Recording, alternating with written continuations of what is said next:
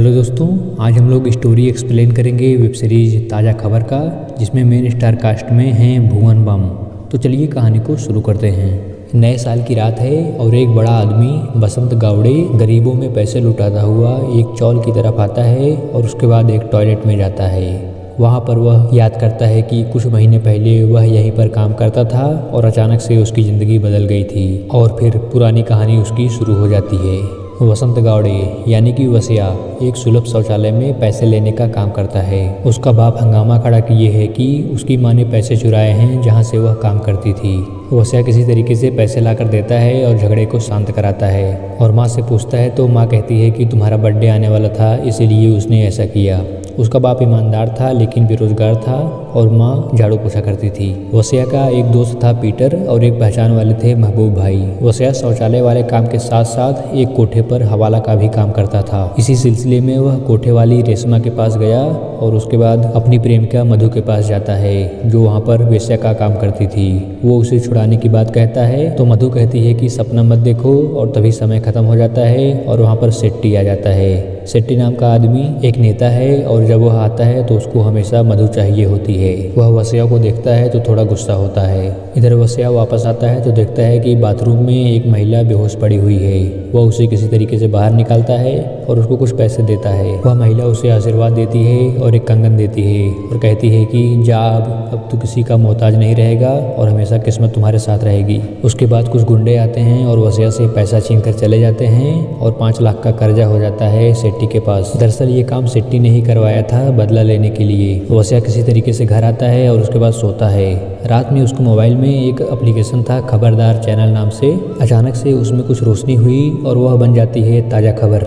सुबह जब वसिया उठता है तो उस एप्लीकेशन से ढेर सारे मैसेज आने शुरू हो जाते हैं, जैसे कि मुंबई में मूसलाधार बारिश हुई है और कोई ब्रिज गिरने वाला है, ये सारी चीज़ें। पहले तो उसने ध्यान नहीं दिया, लेकिन जब उसका दोस्त पीटर आता है और उद्घाटन के लिए चलने को कहता है तो वो कहता है कि उद्घाटन तो हो चुका है, लेकिन वह कुछ समझ नहीं पाता और पीटर उसे वहाँ पर लेकर जाता है। लेकिन तभी थोड़ी देर में पुल गिर जाता है और उसके बाद मूसलाधार बारिश भी होने लगती है। अब वसिया को सारी बात समझ में आ गई थी कि उसको पहले से ही कुछ होने वाला होता है तो खबर मिल जाती है और ये मैसेज सिर्फ उसको ही दिखता है और किसी को नहीं। वसिया ये सारी बात मधु को और पीटर को और सभी को समझाने का प्रयास करता है, लेकिन कोई भी इसकी बात पर विश्वास नहीं कर रहा था। एक बार ट्राई करने के लिए वसिया ने बताया कि मनीष भोसले नाम का एक आदमी 1 करोड़ रुपए जीत जाएगा और वसिया ने उसकी वाइफ को फोन करके असली वाला उत्तर सही बता दिया और 30 लाख की मांग की और आखिर में ये सब सही होता है और वह 1 करोड़ रुपए जीत जाता है। अब वसिया बहुत खुश होता है और मधु के पास आकर कहता है कि अब तुमको यहाँ से निकाल लेगा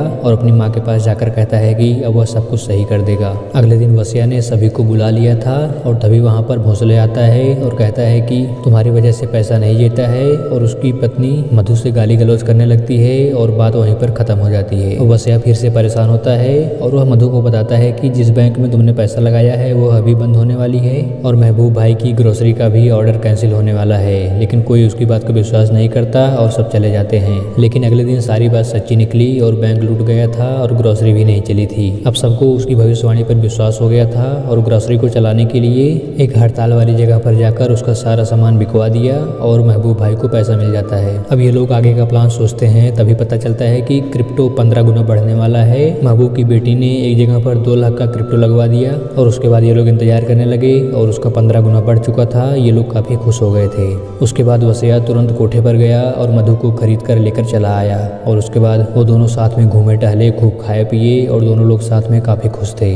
अब मधु हमेशा के लिए उसकी हो गई थी। लेकिन तभी सेट्टी कोठे पर आता है और मधु के बारे में पूछता है तो उसको वहाँ ना पाकर वह बहुत ज़्यादा गुस्सा होता है। इधर अब चारों लोग मिलकर प्लान कर रहे होते हैं कि पैसा कैसे कमाया जाए।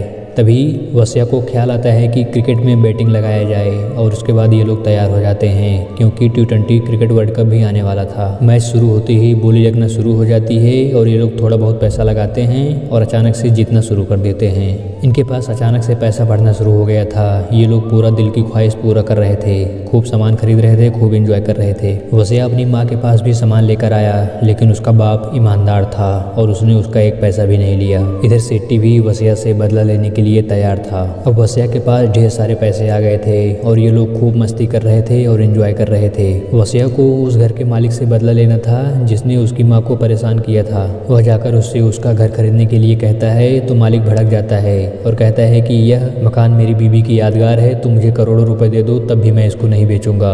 और वसिया वहाँ से चला जाता है परेशान होके और गुस्से में जाकर एक गाड़ी खरीदता है 1 करोड़ रुपए की। अब उसके पास इतना पैसा आ गया था और उसको अहंकार भी हो गया था। सेट्टी उसको एक दिन देखता है और सोचता है कि उसके पास इतना पैसा कहाँ से आ रहा है और उसने मुखबिर लगा दिए उसके पीछे।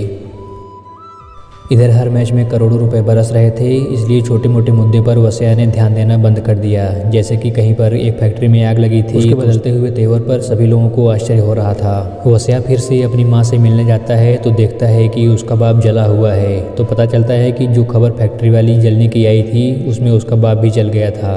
उसको अफसोस तो होता है, लेकिन पैसे के अहंकार में वह काफ़ी ज़्यादा आगे निकल चुका था। इधर पैसे आने से महबूब ने भी गरीबों में दान देना शुरू कर दिया था और मधु ने भी अपना सिलाई वाला बिजनेस शुरू कर दिया था। ये लोग आकर रेशमा से बात कर रहे थे तो रेशमा ने उनको एक और प्लान बताया, बड़े लेवल पर सट्टा लगाने का, और उनको एक आदमी से मिलवाया जिसका नाम था किस्मत भाई। और ये लोग मिलकर काम करना शुरू कर देते हैं। वसिया ने भी अपना नाम वरदान रख लिया था। अब बोली कई करोड़ों में लगने लगी और वसिया पैसे में खेलने लगा था। लेकिन एक दिन वसिया के होटल में पुलिस आ जाती है और वह पकड़ लिया जाता है। वह थाने में भी जाता है और पुलिस वालों को डबल पैसा देकर पटा लेता है और उसके बाद वहाँ से चला आता है। लेकिन उसको शक हो जाता है कि किसने इसकी खबर दी है और वह अपने कंपनी के मेंबरों पर ही शक करने लगता है। उसके इस अजीब से बर्ताव पर सभी लोग परेशान थे। मधु भी उसको समझाती है कि हम लोगों ने ऐसा नहीं किया है, किसी बाहर वाले आदमी का हाथ है। दरअसल ये काम सेट्टी ने किया था। कुछ दिन बाद वसिया ने अपनी माँ को भी अपने पास बुला लिया, अपने पापा को वहीं पर अकेले छोड़कर। उसकी माँ नए आलीशान होटल में आकर बहुत ज़्यादा खुश थी। इधर मधु ने भी अपना बिजनेस बढ़ाने की बात की तो ये लोग एक हीरोइन के पास जाते हैं ऐड करने के लिए। उसका नाम था सुहानी। वसिया की भी नज़दीकियाँ सुहानी के साथ बढ़ने लगती हैं। इधर सेट्टी इनकी अमीरी देखकर बहुत ज़्यादा परेशान हो गया था और उसने इंटेलिजेंस को लगा दिया इनका पैर पर्दाफाश करने के लिए। एक दिन वसिया मधु को शादी के लिए प्रपोज करने वाला होता है, तभी सेट्टी का फोन आता है और वह सारी बात बता देता है और कहता है कि तुमको नहीं छोड़ेगा। इससे वसिया भी सतर्क हो जाता है और अपनी चाल चलने लगता है। अगली बार सेमीफाइनल की वेटिंग थी और बहुत ज़्यादा महत्वपूर्ण वाला मैच था। वसिया किसी को कोई खबर नहीं बता रहा था क्योंकि उसको पता था कि पुलिस उसका रिकॉर्ड चेक कर रही है और उसने जानबूझकर वह मैच खुद हार गया, जिससे कि पुलिस को कोई भी सुराग नहीं मिला और सेट्टी हाथ मलकर रह जाता है। अभी वसिया की नज़र उस घर पर थी। उस घर के मालिक का जान से प्यारा कुत्ता खो गया था, इसलिए वसिया ने उसको कुत्ता देने के बदले उसका घर ले लिया।